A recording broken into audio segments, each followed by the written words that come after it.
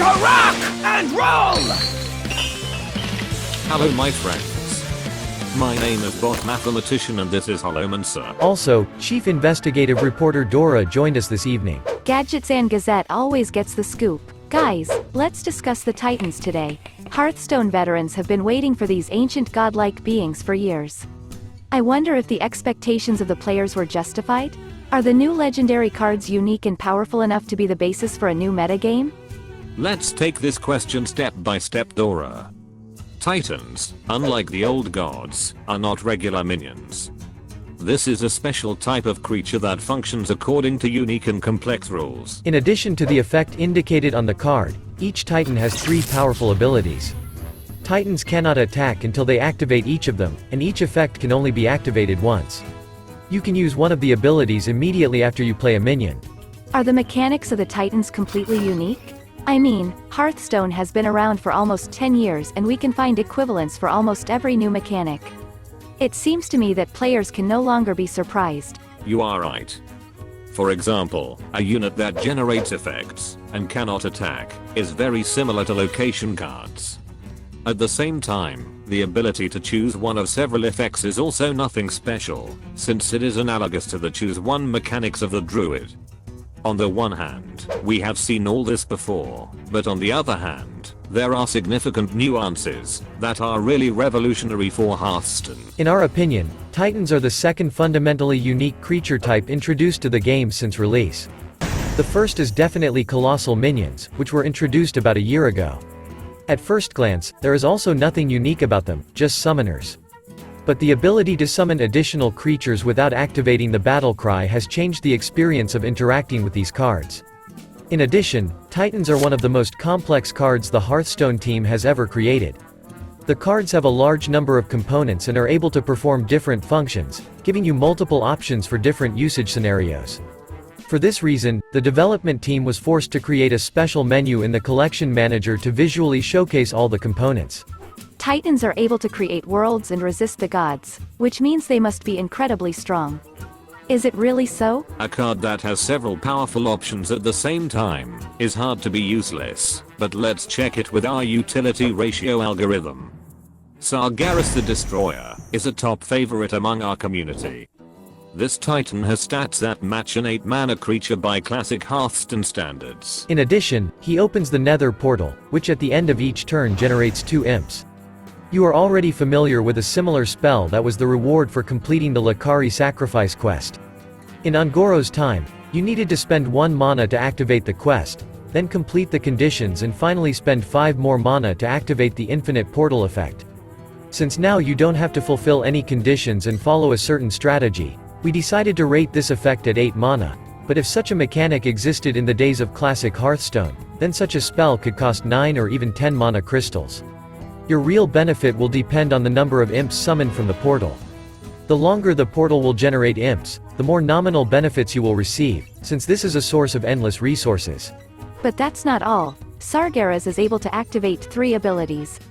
Let's look at them in more detail. Legion Invasion is the perfect option for activating the first ability, as the effect will immediately apply the buff to all subsequent imps. The sooner you apply the effect, the more benefits you can get in the long run. This effect will be equivalent to casting 2 copies of the Reinforcement spell, each with a face value of 2 mana crystals, which in turn will allow your imps to evolve into Fierce Monkey. Thus, your minimum value will be only 4 mana crystals and the maximum value will depend on the number of subsequent activations. If the effect is applied over 4 turns, your maximum benefit will be 18 mana crystals. Please note that each reactivation will gradually reduce the additional cost for stacking effects. The algorithm is gradually evolving, and for these calculations I suggested adding 2 new indicators as an experiment. These are the estimated percentages of getting the minimum and maximum value. In this version of the algorithm, these subjective indicators directly affect the final result of the utility ratio. It's worth mentioning that the utility ratio is the ratio of the nominal value of effects to the actual mana cost.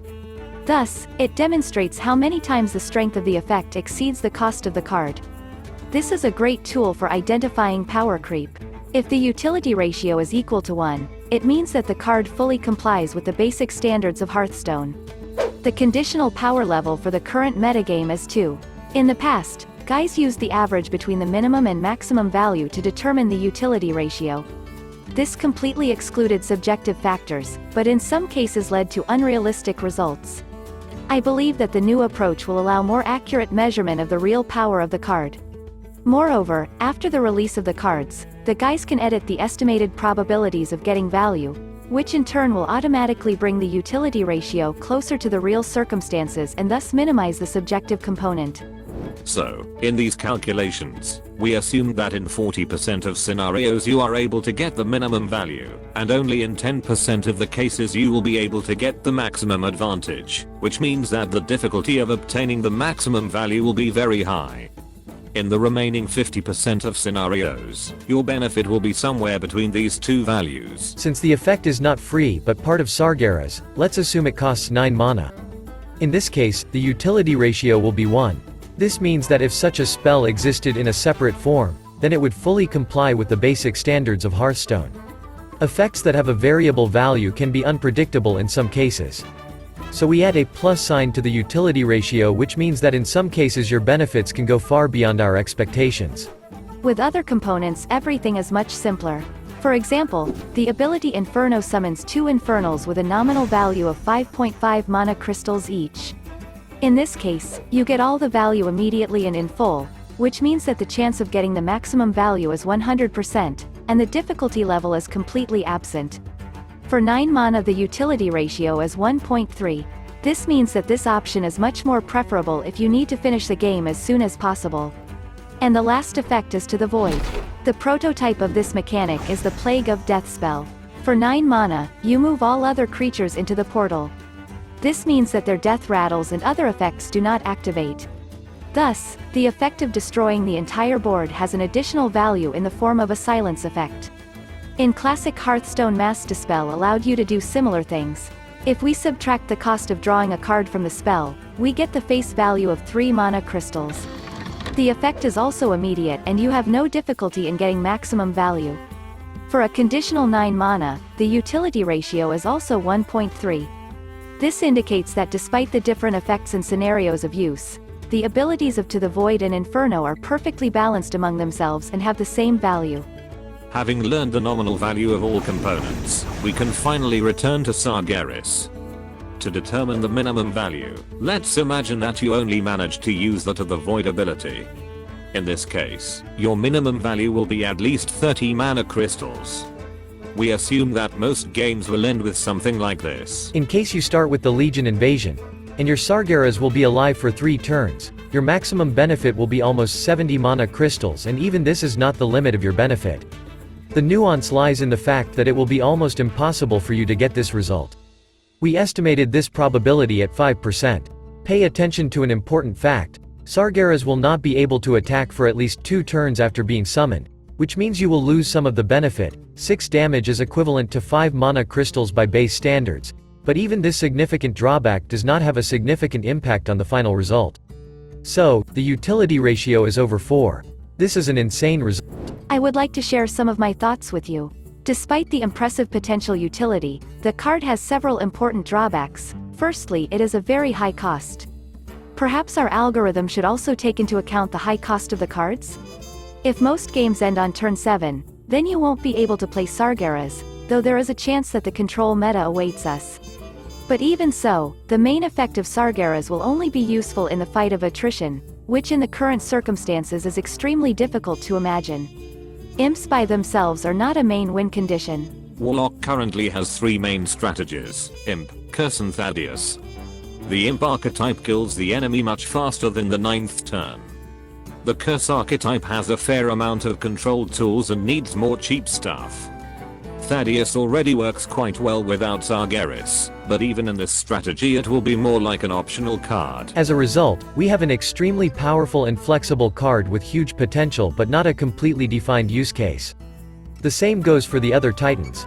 Most of them have extremely useful control functions. They are very promising and unique. We can only hope that they will be as useful as they are on paper. Finally, it is worth recalling the next round of voting for the best titan. Sargeras is a prime candidate for most of the popular players. For participating in the voting, players can receive Titans packs. Don't miss this opportunity. In the end, we can't wait to hear your thoughts on the Titans and Sargeras in particular. Do you think the Titans mechanic is unique to Hearthstone? Can the Titans take over the metagame? Share your thoughts in the comments and join the voting for the best new legendary cards on our community tab. Finally, we want to express our boundless gratitude to our sponsors. Dear friends, your support is invaluable. Many thanks to each of you. We also want to welcome new subscribers to our Mathematician Squad. We only see nicknames of public users who have not hidden the subscription section on their channel, but we are grateful to everyone for joining. Okay, that's all for today. Thank you for spending this time with us. We really hope that we will have the opportunity to get in touch in the next video. Take care of yourself. And never give up.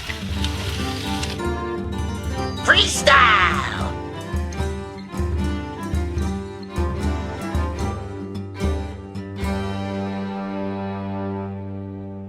Job's done.